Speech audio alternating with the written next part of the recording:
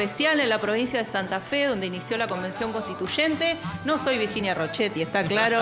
Silvia Saavedra lo La rubia se nos fue. La rubia se nos fue de vacaciones. La rubia se nos fue de vacaciones. Que, claro. Se fue de bien vacaciones. Merecido que lo tiene. Se fue con sus hijos de vacaciones, aprovechando las vacaciones de invierno. Así es, madre y mujer argentina. Bueno, Agustín, ¿qué semana, qué días que hemos tenido? Bueno, hoy en Santa Fe lo decíamos, inició la histórica convención constituyente. Yo creía que me decía que era un día especial porque era el programa número 10. También. El programa número 10 de Un Grito de Corazón. Exactamente. Pero usted sale con las cosas importantes, las cosas formalmente importantes. El alma de periodista, viste, tira. Pero la verdad que estamos en un día histórico para la provincia de Santa Fe. Sí. Se dio inicio a la convención constituyente. Rocchetti está en el chat. Ay, Rocchetti, te mandamos un beso. Ya se fue, Rocchetti. Adiós, adiós. No, por favor. La saludamos. Y después muchos temas nacionales, ¿no? La primera gran derrota del gobierno de Milei en el Congreso, en el Senado de la Nación, con varios temas para analizar. La situación económica, que está dando muestra de señales también a nivel de la población, que ya Milei no tiene digamos, el mismo respaldo que tenía al inicio de su gestión con las expectativas. Así que, bueno, muchos temas para analizar, Agustín. Empezamos por lo económico. Empecemos con lo económico. Lo que sí es cierto que es un día importante para la provincia. Esperemos que salga una constitución mejor que la que tenemos. La constitución que tiene la provincia de Santa Fe no es una mala constitución. De todo esto vamos a hablar en la segunda parte del programa con un invitado que tenemos, Oscar Blando, que es un abogado constitucionalista, además de militante político y demás, ¿no?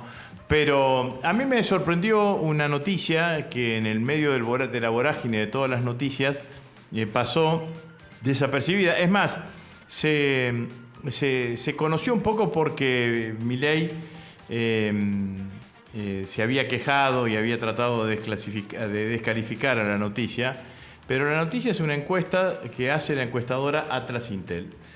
¿Por qué me parece importante traerla acá a esa encuesta? Me parece importante porque Atlas Intel es una encuestadora brasilera de mucho prestigio, que tiene un sistema de recolección de datos que ha logrado que ese sistema de recolección de datos le permita ser bastante predictiva de los resultados electorales.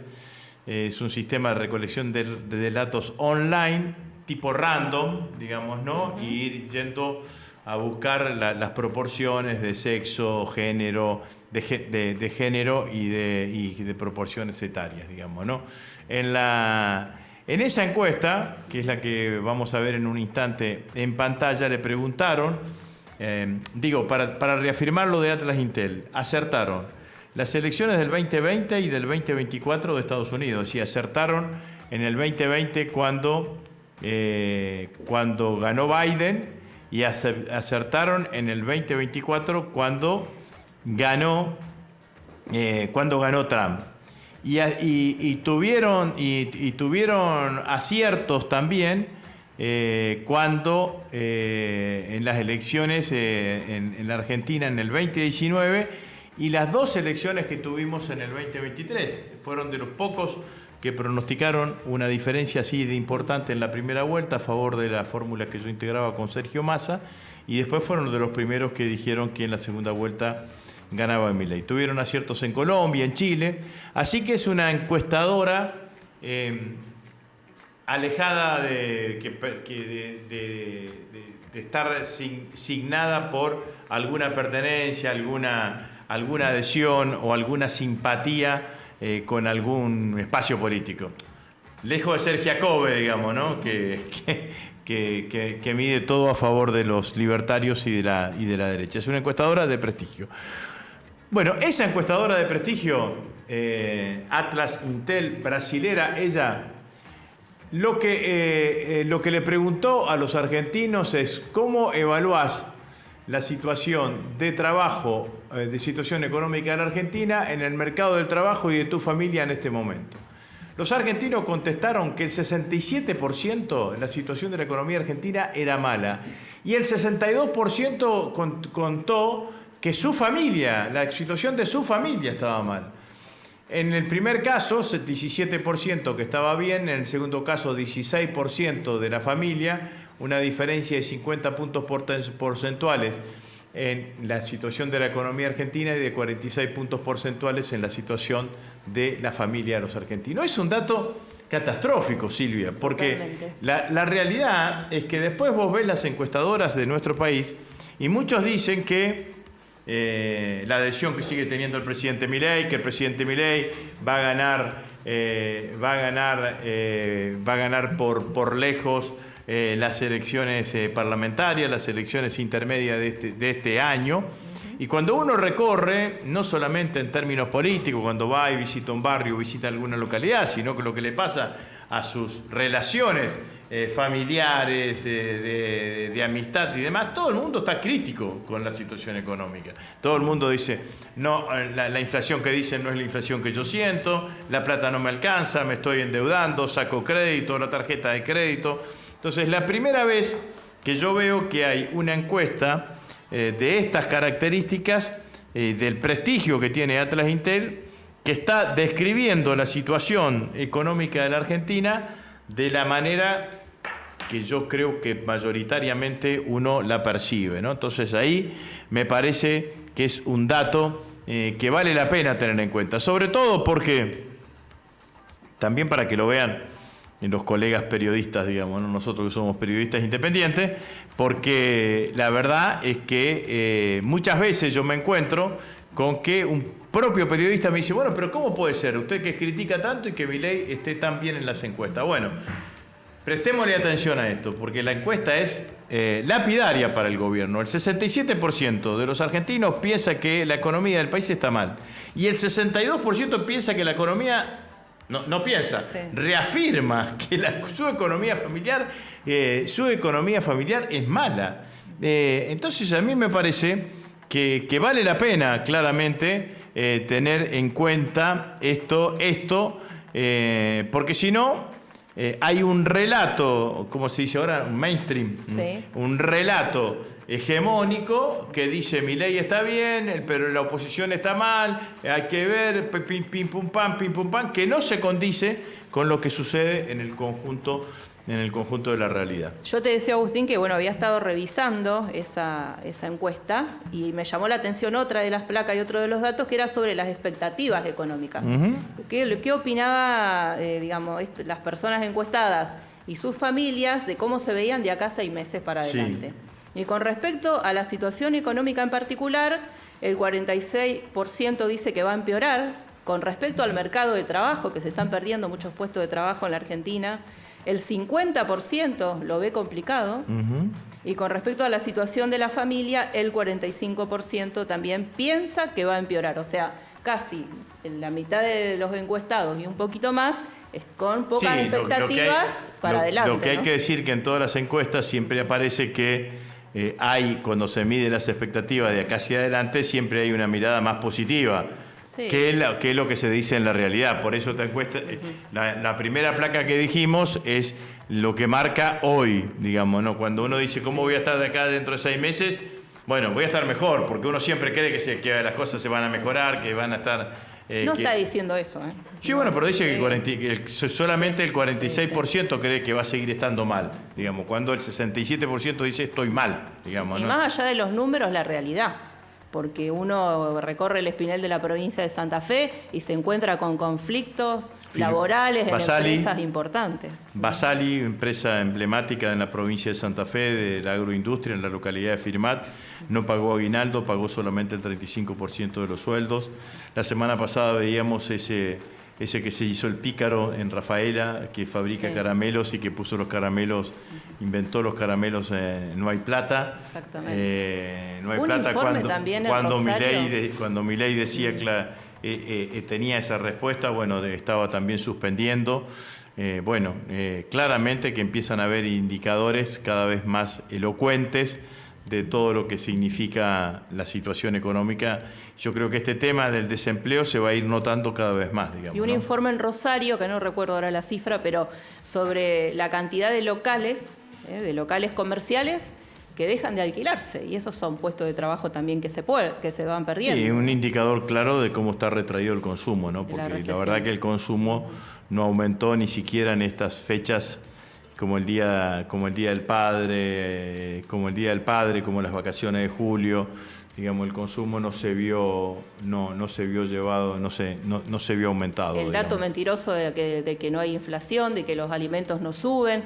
Hubo un aumento de la carne la semana pasada, chiquito, pero que cuando uno va a diario al supermercado, a la carnicería, lo ve en la góndola y lo ve en el bolsillo, lo siente en el bolsillo. Absolutamente, absolutamente. Pero bueno, me parece que esto también es un dato para el conjunto de la dirigencia del peronismo, en donde yo creo que hemos tenido una señal alentadora con este proceso de unidad que se está dando en la provincia de Buenos Aires.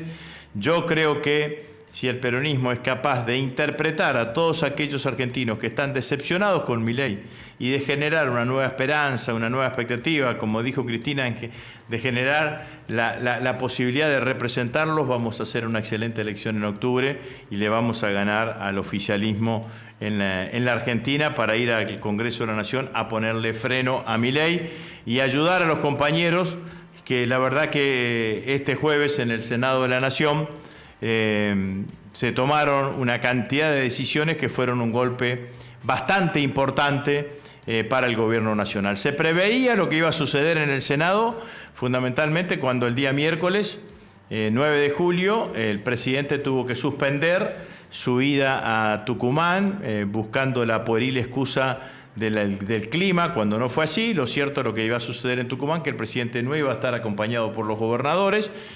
Gobernadores que hace un año atrás, cuando se firmó el Pacto de Mayo, el 9 de julio en Tucumán, acompañaron creo que 18, 19 gobernadores de los que estaban de la Argentina acompañando al presidente en el Pacto de Mayo. Se deben acordar porque le hizo pasar frío a Macri, no lo entró adentro de donde se firmaba y lo dejó afuera. Se veía la cara de Macri, que dicen que a partir de ahí no fue nunca más a ningún acto que lo haya invitado Milei como presidente. Pero bueno, el PRO está en un proceso de síndrome de Estocolmo, digamos, ¿no? Lo descalifican, lo agreden y terminan acordando, o al menos una parte de ellos terminan acordando con la libertad Avanza. Lo que sucedió el jueves en la Cámara de Senadores fue que se conjugaron todas las demandas. Digamos, había una serie de demandas que llevábamos adelante los bloques opositores, fundamentalmente Unión por la Patria, que tenía que ver con un reclamo histórico que veníamos sosteniendo sobre los jubilados, sobre las personas con discapacidad y sobre la moratoria, que eran medias sanciones que se habían establecido en la Cámara de Diputados, que se trataron y se convirtieron en ley, que son las que Milei amenaza con vetar. Y al mismo tiempo se conjugó con la necesidad de otros senadores que responden a los gobernadores de mejorar los ingresos fiscales de su provincia, coparticipando en forma automática los ATN, la ayuda del Tesoro Nacional y el impuesto a los combustibles, digamos, ¿no? Entonces, eso dio un combo explosivo para el gobierno nacional que sufrió derrotas apabullantes, además 52-0 creo que en algunos de los casos. Sí, además, tengo los números, ¿vos sabés? Tengo los números. Así que bueno, cuando los tengas decilo. Repasarlos. Pero porque me parece que fueron claramente contundentes, con un oficialismo que no sabía qué hacer, si los senadores que estaban con el oficialismo estaban de acuerdo con quedarse y votar en contra, con irse, con abstenerse. Bueno, demostró un gran desconcierto por parte del oficialismo, digamos. ¿No tenés los números allí? Tengo los números. Mira, recomposición de jubilaciones, que se aprobó una suba del 7,2%, fue aprobada por mayoría. 52 a favor, 4 abstenciones, 0 en contra. Bueno, La prórroga previsional por 2 años, aprobada con 39 votos a favor, 14 en contra, 1 abstención. La emergencia por discapacidad, 56 votos afirmativos, casi por unanimidad. Ajá. El fondo de emergencia para Bahía Blanca, 51-0. 51-0. Y los ATN, impuesto a los combustibles, 56-1. O sea que fue una derrota contundente. Sí, 5 derrotas o 6 votaciones contundentes en contra del gobierno del presidente Milei. Entonces, ¿qué hace el presidente Milei? Bueno, ahí hay aumento para los jubilados, moratoria, discapacidad, ATN. Discapacidad, esas ya son ley, digamos, son ley. Van al Poder Ejecutivo, se comunican al Poder Ejecutivo, el Poder Ejecutivo tiene dos opciones, o tres en realidad. Promulga, veta parcialmente o veto total. El presidente ha dicho que va a vetar en forma total. Las otras dos, ATN e impuesto a los combustibles, son medias sanciones que van a la Cámara de Diputados para que complete el trámite legislativo de la conformación y de la formación de las leyes que prevé la Constitución Nacional.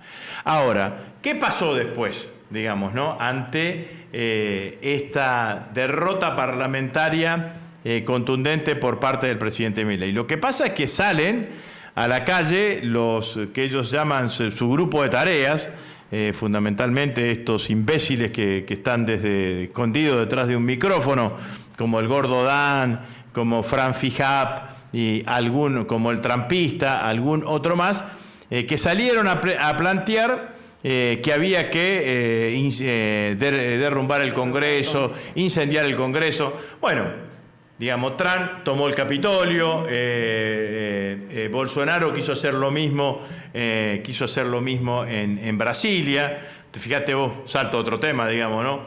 Trump le aumenta el 50% de los productos a Brasil por el juicio que le está haciendo la justicia brasilera a Bolsonaro por intentar hacer el golpe de Estado. Lula le contestó muy bien: mire, si usted hubiese hecho lo que hizo en Estados Unidos, acá en Brasil estaría preso, digamos, ¿no? Pero bueno, salieron, inclusive en el caso del Gordo Dan, saquemos los tanques a la calle, con una animación de que implosionaban al Senado de la Nación. Bueno, a mí me parece que esto es fuertemente demostrativo del grado de intolerancia con el sistema democrático que tienen los libertarios, y reafirma una vez más que no es exagerado calificar a este gobierno de fascista, porque es un gobierno que no tiene ningún apego a la condicionalidad, a las condicionalidades que impone la democracia en la Argentina, como por ejemplo salir a aceptar el resultado de una votación, como fue lo que sucedió el día jueves en la Cámara de Senadores. Agustín, es como que desde el inicio del tema en el Senado, desde esa palabra que dio Fantino, ¿no? O sea, se armó toda una operación previa y después una operación posterior con respecto a lo que se iba a tratar. La operación previa que intentó Fantino, que es un fantoche, digamos, ¿no? Como los alfajores. Se ríete, hay otro. Sí, bueno, no, que es un fantoche, porque, digo, después volvemos sobre esto, pero ¿qué hace el gobierno? El día miércoles tiene fracaso del 9 de julio en Tucumán. E imaginan lo que va a suceder el jueves en el Senado, y entonces el miércoles intentan una operación de generar miedo. Entonces, Caputo habla con Fantino para decirle a Fantino, mirá, hay que decir que si se vota esto en el Senado, se va a miércoles el plan económico. Ahora, la verdad es que Fantino dijo más o menos lo que le dijeron, pero el mercado y la totalidad de la sociedad política en la Argentina lo que entendió es que el plan económico era de una debilidad intrínseca enorme. Entonces, Fantino, que a la mañana dijo, al mediodía dijo que Caputo le había dicho, después Caputo tuvo que salir a decir que no le había dicho a Fantino lo que Fantino había dicho que le dijo Caputo en el programa de Majul. Entonces, los dos voceros, los dos propagandistas más calificados del gobierno de Milei, más calificados en cuanto a que son los que... Sí, operadores. Los operadores... los operadores más calificados, bueno, son los que estuvieron involucrados en este sainete, que de alguna manera lo que hizo le generó una nueva situación de intranquilidad al conjunto de la economía argentina, sobre todo los mercados. Intranquilidad que Caputo cada vez que habla la aumenta, digamos, ¿no? Porque se traba, no es convincente, parece que está cansado, no convence a nadie, digamos, ¿no? La verdad que uno no lo podría poner de militante ni de candidato absolutamente a nada a Caputo. Pero bueno, todo eso terminó generando en contra. Más o menos en contra, porque si bien es cierto que muchos gobernadores salieron ese jueves a la mañana a decir: votemos solamente las cosas que le interesan a los gobiernos provinciales, y el bloque de Unión por la Patria, en una decisión absolutamente acertada, salió a amenazar diciendo: o todo o nada. Si querés llevarte mayor recurso para la provincia, hay que votar a favor de los jubilados, a favor de los pensionados. También lo de algunos gobernadores no tiene límite el grado de insensibilidad que tienen, digamos, ¿no? Porque los jubilados y las personas con discapacidad no viven en el éter, viven en cada una de las provincias argentinas, digamos, ¿no? Entonces, teóricamente, ellos también los tienen que representar y representar más que adecuadamente.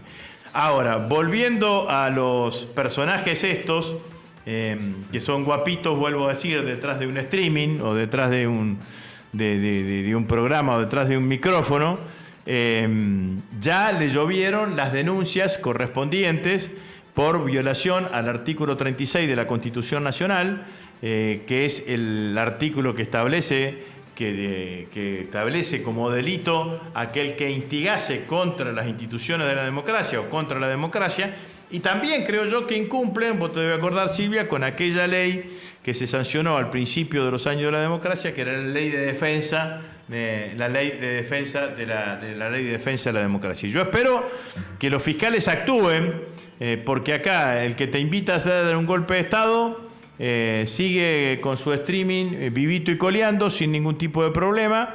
El que instiga un golpe de Estado hace eso, y mientras tanto nuestra compañera que tiró bosta de caballo o de vaca enfrente de la vereda de la casa de Ester todavía está presa en una cárcel de máxima seguridad como es la cárcel de Ezeiza. Entonces, esto generó, el hecho de lo que sucedió, bueno, generó una cantidad de reacciones. Y también, bueno, muestra la descomposición que tiene el sistema político libertario con estas peleas entre Villarroel y el presidente Milei, digamos, ¿no? Sí, Milei, Bullrich. Milei, Bullrich y Villarroel, que es una pelea entre ellos, muchachos, también, rifle y whisky, ¿no? Porque no vayamos a creer, porque veo algunos que se empiezan a enamorar de Villarroel en este tipo de cuestiones. No hay que olvidarse que era la que se juntaba jóvenes para llevarlo a hablar con Videla, digamos, ¿no? Es una persona siniestra para la democracia argentina, desde el punto de vista de su pensamiento, que está actuando como está actuando porque las circunstancias la llevaron a actuar, a ponerse claramente en ese lugar. Ahora, el presidente de la Nación, porque vamos a decirlo claramente, algunos comparan esta situación con lo de Cobos. Cobos votó en contra. Cobos desempató una votación, como fue la votación de la 125, en contra de con quien había compartido la fórmula, que era Cristina Fernández de Kirchner, olvidándose que él no era senador, él era el representante del Ejecutivo allí.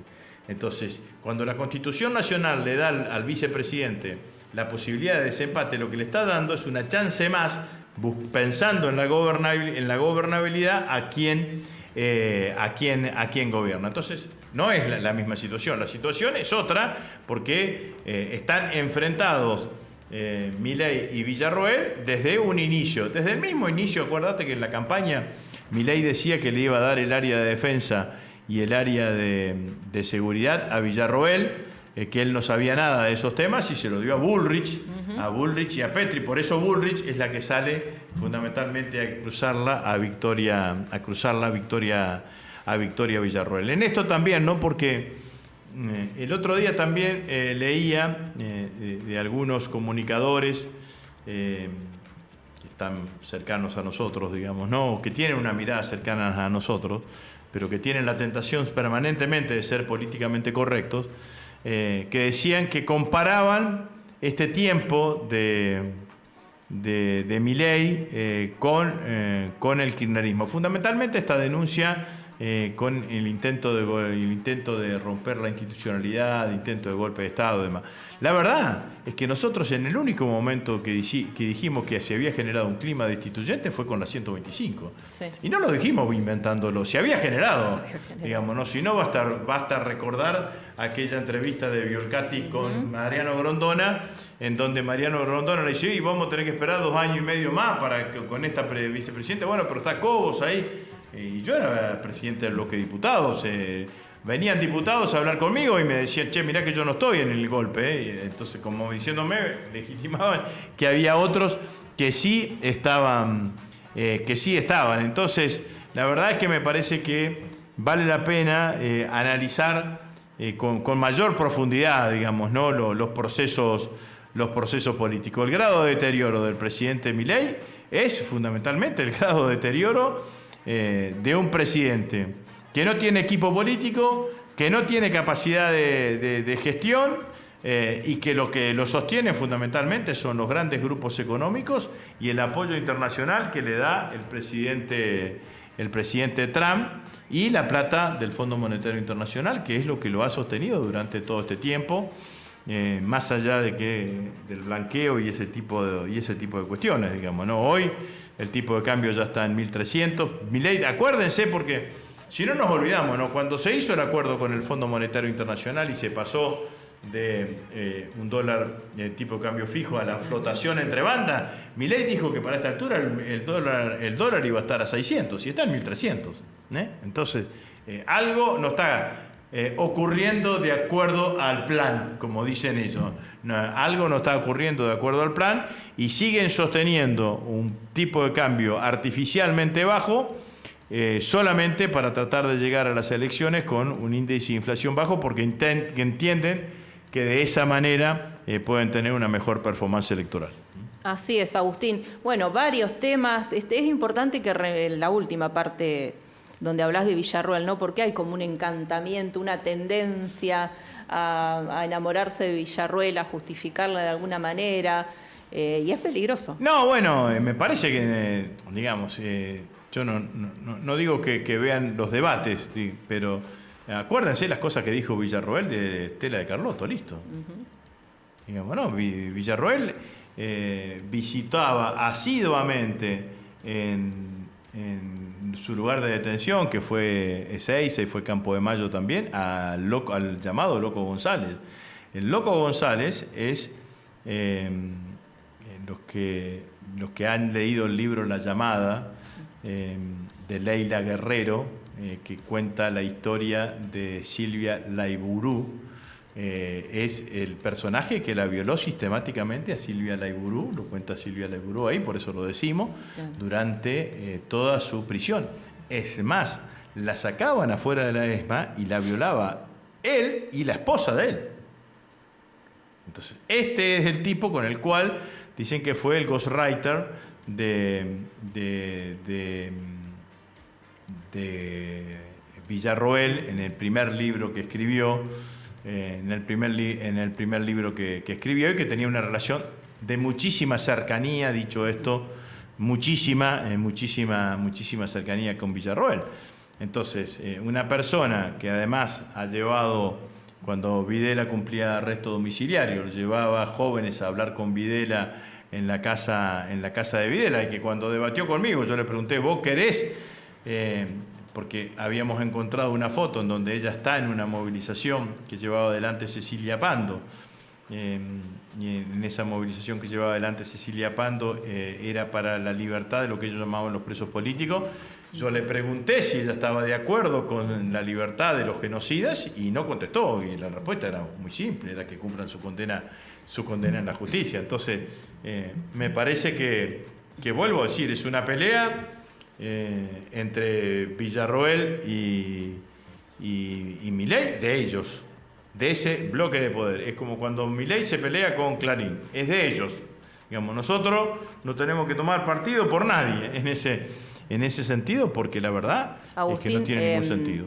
Dos temitas antes de ir al primer corte, pero lo dijiste al principio, ¿no? Importantísimo, la unidad que se logró en la provincia de Buenos Aires. para enfrentar las elecciones. Bueno, y Cristina, que sigue siendo protagonista, ¿no? Hablando en Parque Lezama, saliendo al balcón o haciendo huevo revuelto. No, bueno, y además, paradójicamente, con el intento, con lo que fue la prisión de Cristina, si uno va y busca cronológicamente, desde ese momento todas son malas noticias para el gobierno nacional.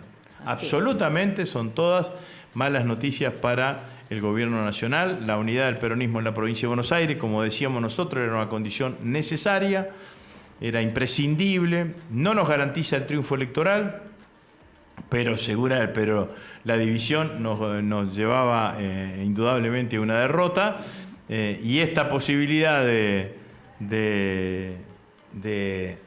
lo que ha sido esta posibilidad de la unidad, bueno, nos hace mirar con expectativa todo, porque la realidad es que el peronismo de la provincia de Buenos Aires es el peronismo más importante de todo el país.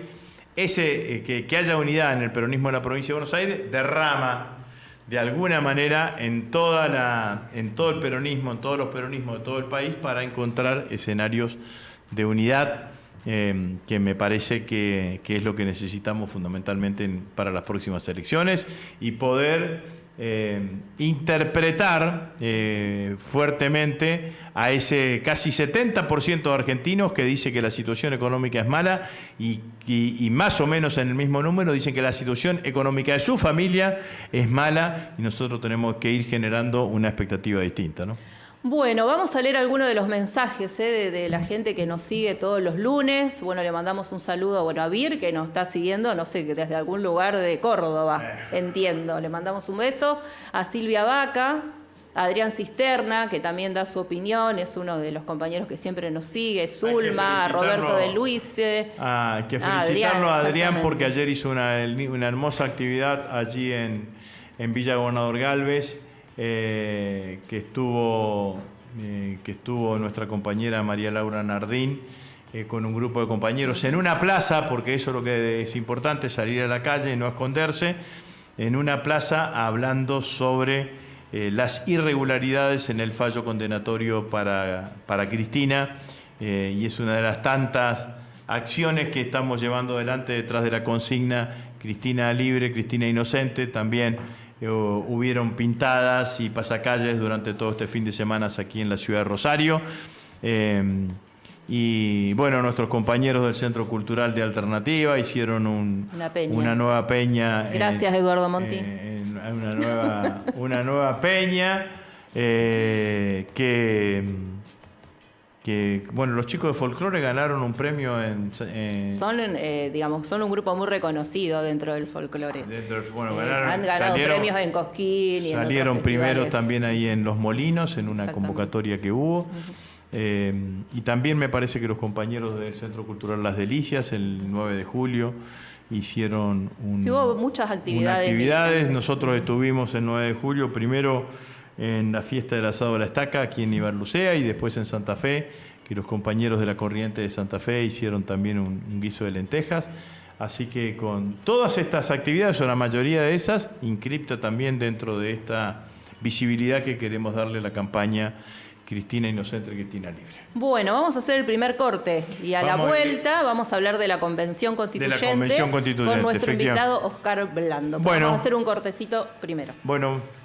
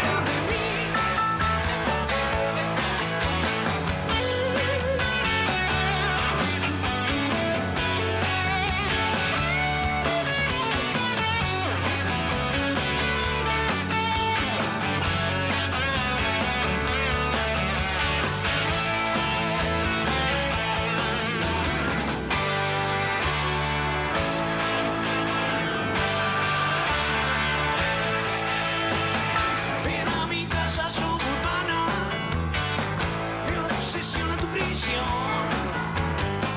Ven a mi casa suburbana, mi obsesión a tu prisión.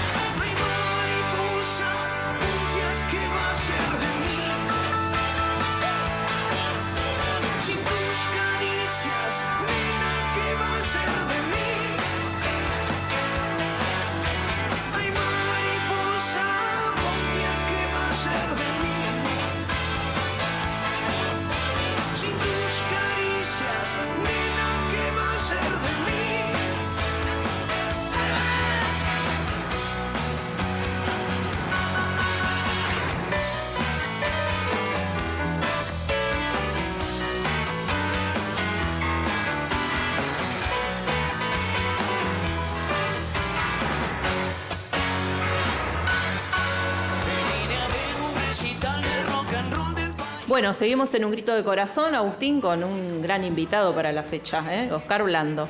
Efectivamente. ¿Cómo va, Oscar? Muy bien, bueno, muy contento. Oscar Blando es abogado, es profesionalista, profesor de la facultad, ha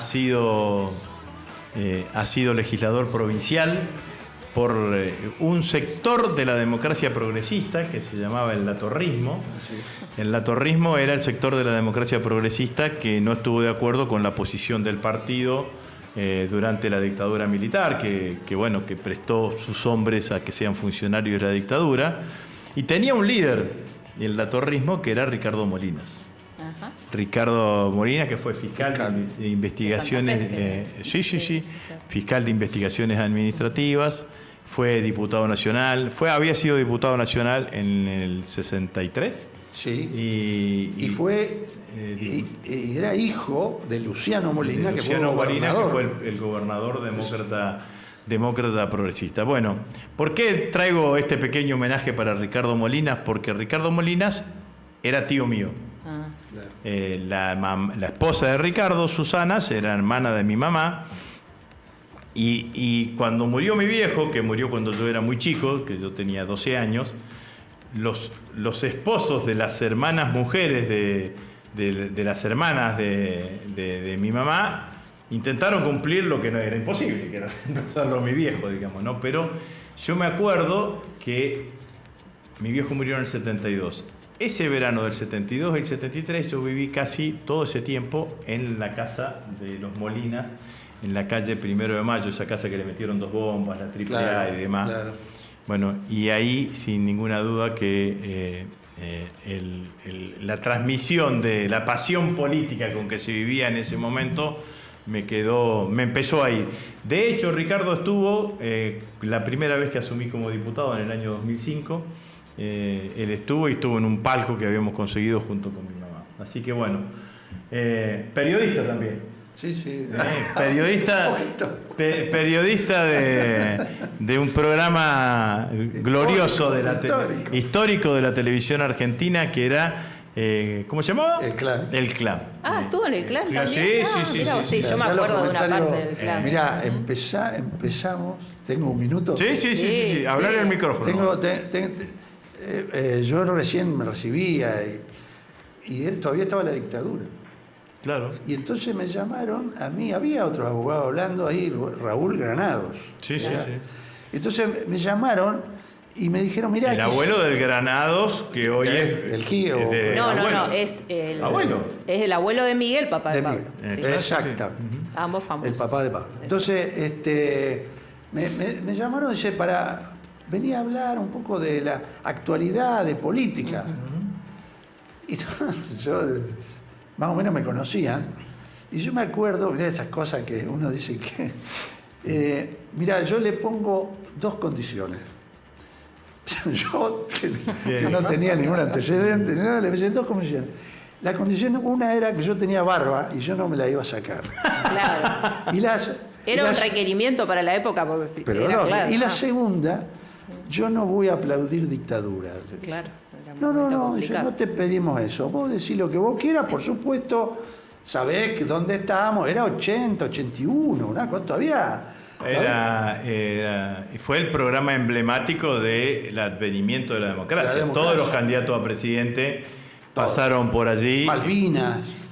Todo Malvinas, y bueno, con un periodista que era el periodista político de la época, que era el gallego Gonzalo, Alberto Gonzalo. Estaba Dante Nazurdi. Estaba Dante Nazurdi, sí. Estaban varios. Así que bueno, así que tiene un largo recorrido Oscar Blando, pero lo trajimos hoy para hablar de lo que hoy es un día histórico, independientemente de que yo soy de los que cree que el gobernador se tendría que haber ocupado para darle su propio espacio a la Constitución Nacional, a la reforma de la Constitución de la provincia.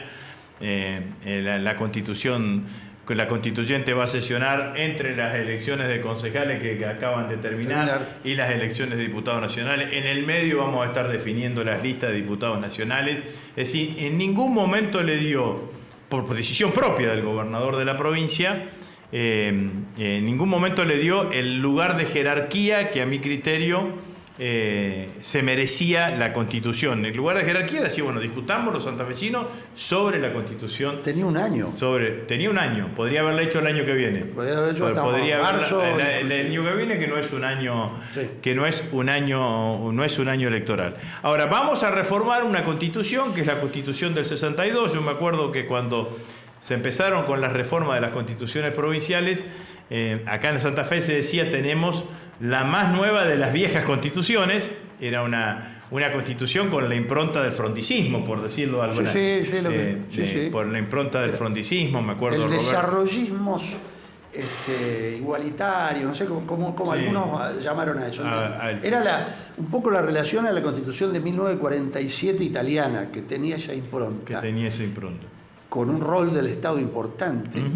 Vos fijate que el artículo 8 de esa actual Constitución, que por suerte no se va a modificar, habla de la igualdad ante la ley, por supuesto, como toda Constitución, pero no se quedó ahí, como los libertarios que quieren quedarse ahí ahora, sino que dice en la segunda parte que es misión del Estado remover los obstáculos económicos y sociales que impiden la igualdad de hecho. Eso dice en 1962. Impresionante.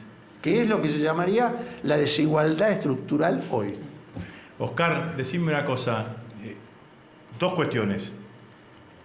¿Qué es lo que esperás? ¿O a qué es lo que aspirás? Porque además no solamente sos un constitucionalista, sino que tenés un panorama político.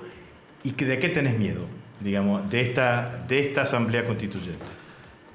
Mira, lo que espero como ideal, digamos, es una Constitución no solo actualizada, modernizada, como se dice, sino una Constitución progresista. Digamos, yo lo que espero es que avancemos con un montón de instituciones y sobre todo de derechos en tono no solamente con la Constitución Nacional, con los organismos internacionales de derechos humanos, los instrumentos, también con la doctrina de la Corte Interamericana de Derechos Humanos, que pone en efectividad los derechos, que limite los poderes, que limite los gobernadores tienen demasiado poder, tienen mucho poder, y yo creo que es necesario limitar los poderes. Hay una cosa que ya entro en las que me preocupan, ¿no? Que hablan por allí la ley de necesidad de la reforma sobre los decretos de necesidad y urgencia, creo que dice así, que iban a limitar los decretos, pero hoy no tenemos, el gobernador no tiene esa facultad. Si nosotros estamos diciendo que vamos a limitar es porque lo vamos a incorporar y vamos a hacer un sistema parecido al nacional, que habría que discutir. Lo que yo digo es, el gobernador no tiene que tener ni facultad de delegada, ni tiene que tener facultad de DNU en una provincia como Santa Fe. Entonces, yo aspiro a esto. En un clima que para mí no ha sido el mejor, el clima nacional, en un clima de rispideces, de hostilidad, de insultos, en un clima que no es bueno. Santa Fe tiene otro mecanismo institucional, pero está imbuido por este clima nacional, por un clima nacional en donde, y acá entro el peligro también, que es que también haya motosierra para la Constitución. Y cuando yo digo esto... ¿A qué te referís con eso? Y cuando yo digo esto, es que yo estoy escuchando que a lo mejor crear determinadas instituciones, por más que sean importantes, republicanas, de división de poderes, etcétera, se diga no, pero esto significa... Aumento del gasto. Aumento del gasto. ¿A qué te referís? Por ejemplo, decir que el tema de... Yo que hago derecho electoral, tengo una diplomatura que dirijo derecho electoral, que empieza ahora, el 26, de paso invito... ¿En dónde? En la Facultad de Derecho. Es un posgrado, la verdad, un cuerpo docente espectacular. El Santa Fe tiene un sistema, un tribunal electoral, una justicia electoral que hay que cambiar. Ajá. Hay que darle un poder distinto a ese tribunal. Tiene que ser elegido por concurso con gente que sepa de derecho electoral. El tribunal electoral, que lo preside los miembros de la Corte y después camaristas, no tienen idea de lo que es el derecho electoral. Por lo tanto, hay que cambiar eso, hay que darle independencia. El secretario electoral no tiene que ser el mismo que el secretario electoral de la provincia, porque confunde... Bueno, los organismos de extrapoder, Ministerio de la Acusación... Hay toda una cosa del el MPA, Ministerio Público de la Acusación, que quiere estar dentro del Poder Judicial, que hay algunos integrantes, algunos fiscales que plantean estar dentro del Poder Judicial. Sí, el gremio también. El gremio también. El gremio también. Y hoy no están dentro del Poder Judicial. ¿Tu opinión cuál es? Yo en general he sido siempre, desde hace mucho tiempo, que tendría que ser un organismo extrapoder. Yo creo que tendría que tener autonomía financiera. Como la Procuración General. ¿Qué tendría que ser así? Y ahora vos me decís, pero a veces no funciona bien esto. Bueno, es cierto, también tendrá que ver con quién se elige, porque las instituciones también se nutren y de alguna manera le dan encarnadura según quién las elige, ¿no? Y quién las integra. Pero en principio yo creo que tendría que ser extrapoder. ¿Y Consejo de la Magistratura? ¿Ampliarlo, modificarlo, generar...? Mirá, sí, yo creo que lo primero, si se piensa en un Consejo de la Magistratura, en serio, porque a ver, retrotraigamos 94 y toda esa época que tuvimos, ¿para qué uno quiere el Consejo del Mundo? Bueno, para sacarle un poco el poder político decisorio a un presidente o a un gobernador, que solamente sea político. Lo va a seguir siendo, porque como la nación, en la provincia, el Ejecutivo propone y la legislatura, es decir, que el último poder es político. Sí. Ahora, vos tenés que tener un mecanismo que elija en base a determinados criterios que tienen que ser, por supuesto, con concursos limpios, transparentes, etcétera, pero que mejore esto. Por supuesto, digamos, vos sabés que yo era amigo de un amigo, un viejo peronista de Rosario, que fue convencional constituyente del 94, que era Juan Bernardo Iturraspe. Sí. Un grosso. Un prócer, sí, me acuerdo. Y él, en el proyecto de Consejo de Magistratura a nivel nacional, decía que además de que tuviera que estar el Ejecutivo, los legisladores, jueces y abogados académicos, tenía que estar un representante de los destinatarios del sistema de justicia, que era la ciudadanía. Que alguien representara a quien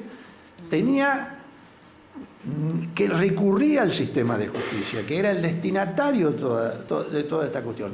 Ahora, no hay sistemas perfectos, Agustín. Claro. Lo que yo digo, y otra cosa, si vamos a hacer un consejo o un orden de mérito, se cumple.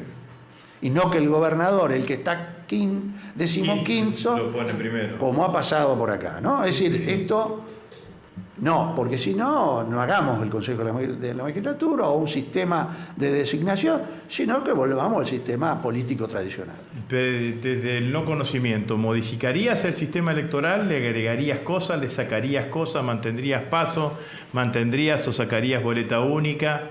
No, a ver, yo soy no te digo ferviente, pero sí yo creo que las PASO cumplieron un elemento importante, y más en un sistema de abstención electoral, de poca participación. Yo creo que sí ha servido para ordenar la oferta electoral. Por ejemplo, teníamos 54 listas de concejales en Rosario. Cuando vos vas a sentarte en las generales, tenías 7. Claro. Bueno, eso está bien. Sí, digamos. claro que está bien. Y a nivel nacional permitió la conformación de coaliciones políticas serias. Bueno, es un sistema, bueno, yo estoy de acuerdo.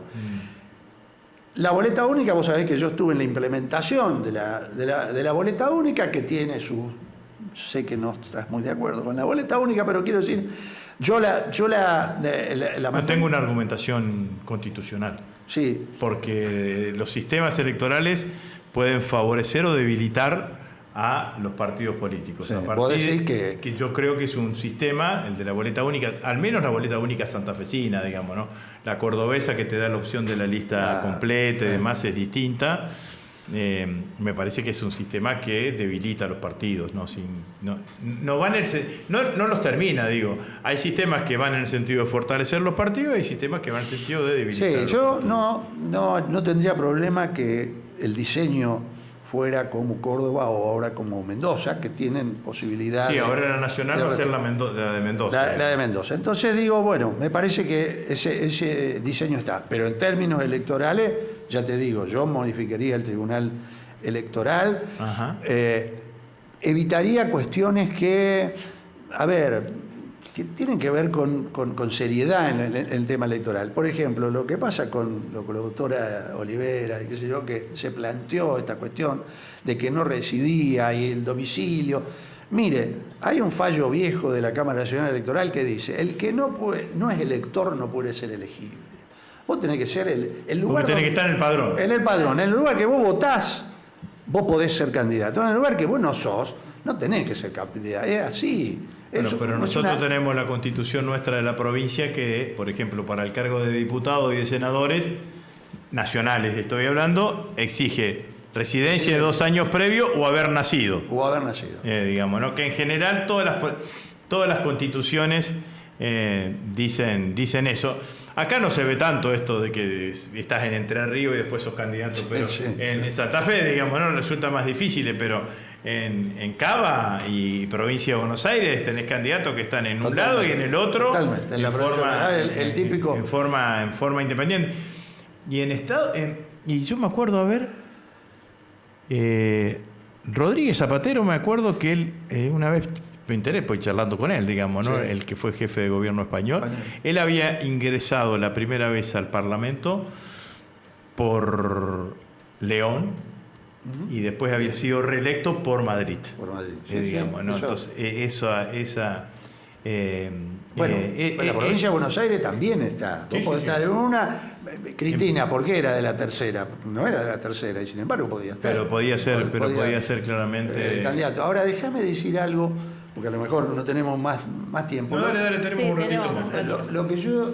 A mí ¿qué espero también de la convención en términos de decir, yo quiero una constitución que no retrotraiga derechos, que avance, que no retroceda?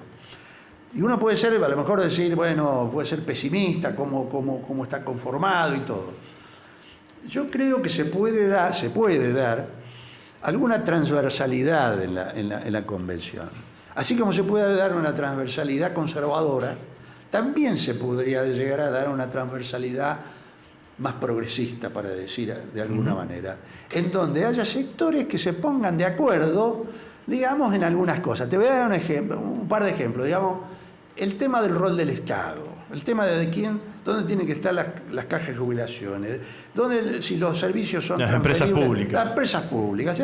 Bueno, yo creo que hay sectores que pueden estar dentro de Unidos, que pueden estar en las distintas variantes del peronismo, que pueden estar de acuerdo con esto y pueden avanzarse en ese sentido. Hay que buscar consensos por ese lado. Yo aspiro a eso, no a la mezquindad. Los primeros que tienen que dar la palabra son los que tienen la mayoría. No, sí, está claro. Tienen una mayoría ajustada. Una mayoría ajustada que llega con un bloque aliado como el de la locomotora, digamos, ¿no? Y además con el 48% de abstención. De no participación. De participación. No, bueno, y además vamos a decir, hubo toda una discusión previa para la constituyente si lo que teníamos que hacer era votar los 69 claro, juntos, que era lo que debía hacerse. Que era lo que debía hacerse. ¿Seguro? Y no votar los 50 más los 19. Como digamos, si ¿no? fuera diputado y senador. Sí. Si no hubiese hecho esa triquiñuela Puyaro, hoy no tenía mayoría. Sí, sí. Porque la hizo porque sabía que podía llegar a ganar en la mayoría de los departamentos.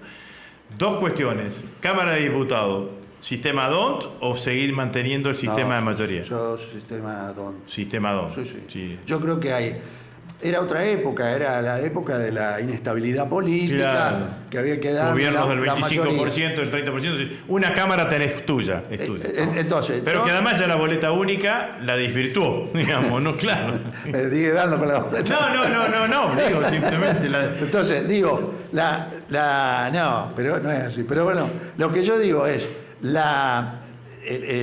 que sea proporcional, porque actualmente lo que hay es sobrerepresentación de la mayoría y subrepresentación de la minoría. Esto es así. Nadie saca el 56% de las bancas. No, eso está claro. Está claro. Y yo también soy no partidario del sistema de la uninominalidad. Yo cambiaría el sistema uninominal de para los senadores. Para los senadores de la provincia. ¿Qué plantearías, Oscar? Yo lo dije expresamente. Yo dividiría, para que no se diga que aumento los diputados y los senadores, quiero decir, yo plantearía en regiones. No te pongas la motosierra vos. Claro. Dale. Sí, pero me ataco, me defiendo de lo que yo sé que me van a atacar. Pero porque yo podría decir 2 por la mayoría y 1 por la minoría, como es a nivel nacional. Sí, claro. Entonces, pero enseguida me dijeron eso. Bueno, yo divido en regiones, por ejemplo, 5 regiones, 2 y 1, tenés 15, no necesitas tener 19. Y se acabó, y vos tenés representación. Y con otra cuestión más, el impacto de la uninominalidad sobre las mujeres. El sistema uninominal impide el acceso a las mujeres de hecho. Vos lo tenés de derecho, pero después el sistema de máquina, te lo quita. ¿Cuántas senadoras salieron en el 2023? Actualmente ninguna. ¿Cuántas convencionales constituyentes hay mujeres? Ninguna. Por el sistema... Por el sistema uninominal, siempre claro. fueron segunda. Y la única que hay senadora actualmente fue porque Enrico pidió licencia. Entonces, nos llenamos la boca de paridad, pero hacemos uninominalidad. Muchachos, seamos serios en esta cuestión. Se votó a principio del gobierno de Puyaro, se votó una ley de inteligencia. Que a mi criterio es una ley que abre una puerta a la inteligencia previa, digamos, ¿no? A la inteligencia sin autorización judicial. ¿A esas cosas te referías de posibilidad de limitarle el poder al gobierno, al gobernador, para que no avance tanto sobre las garantías, no haya avance sobre las garantías individuales, sobre los derechos individuales? Sí, hay las reformas que se hicieron en general al Código Procesal Penal, y además en un tema que, bueno, me toca porque lo pedí su derogación cuando era diputado provincial. Escribí el primer libro en el país, de detención policial por obligación de antecedentes. Esto, que está en la Ley Orgánica de la Policía, este gobierno y la legislatura ampliaron esa facultad. Entonces, yo creo que, sobre todo en un marco en donde el gobernador decía que no iba a haber ninguna cláusula garantista en la Constitución, es un oxímoron. La Constitución es garantista o no es Constitución. Bueno, pero el gobernador, el problema que tiene es que gobierna mirando las encuestas. Entonces, cuando sentía que Milei estaba allá arriba, intentaba pegarse con Milei.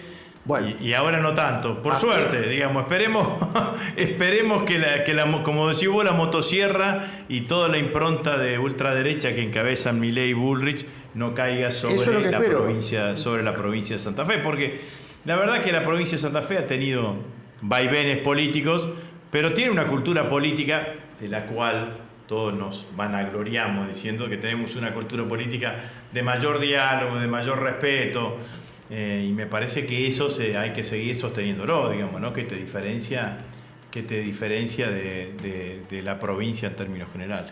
Así es. ¿Estamos yendo? Estamos ya con el tiempo justo. Bueno, el grito de corazón de Oscar Blando. Vamos, Oscar. Un grito de corazón, viva la democracia y la libertad. Muy bien. Muy bien. Silvia Saavedra. Yo me tomo un ratito porque mañana, 15 de julio, se cumplen 15 años de la sanción de la Ley de Matrimonio Igualitario, muy bien. donde acá Agustín Rossi fue protagonista. Muy bien. Mirá qué foto. Qué grande. Qué grande. Así que Fue la única ley que votó Néstor. La única ley que votó Néstor. Qué linda foto. Que votó Néstor cuando... Ese mismo día lo elegían secretario general de la UNASUR. Y se fue en junio. En octubre falleció. Así que mi grito de corazón, en homenaje a todos Muy esos bien. momentos vividos, voy a decir que vuelva al peronismo para que reine en el pueblo el amor y la igualdad. Muy bien. Me faltó decir la igualdad, me dije libertad. Me faltó la igualdad, en este momento es fundamental. Bueno, mi grito de corazón tiene que ver con que los constituyentes estén imperados por darnos una mejor constitución, con más derechos, y que todos los miedos que Oscar expresaba claramente sean simplemente miedos que no se cumplan. Ojalá. Así que bueno, nos encontramos el lunes que viene con un grito de corazón. Programa número 10 llevamos a Oscar. Muy ¿qué te bien. parece? Así que... Lo podemos invitar más seguido, Oscar, ¿eh? Sí, En el marco de la sí, porque la verdad que salió re linda la charla. Así que cuando quieras, ¿cuándo empezás la diplomatura? Yo tengo ahora el 26, la tercera corte, el 26 empezamos. Están El 26 abiertas. de julio. Ahora de julio. Bueno, Tengo un mira, aprecio personal, porque lo conozco también desde joven, de cuando se vestía de otra manera. De más joven. Y bueno, tenía 27 años la primera vez que fui seguro, concejal. en Rosario. Y él en esa época que hacíamos el latorrismo venía a apoyarlos desde afuera en una lucha difícil que teníamos. Bueno, nos despedimos. Hasta el próximo lunes. Muchas gracias a todos. Chau, chau. Chao. Podré limpiarme. Resulta que no sé si podré sanarme.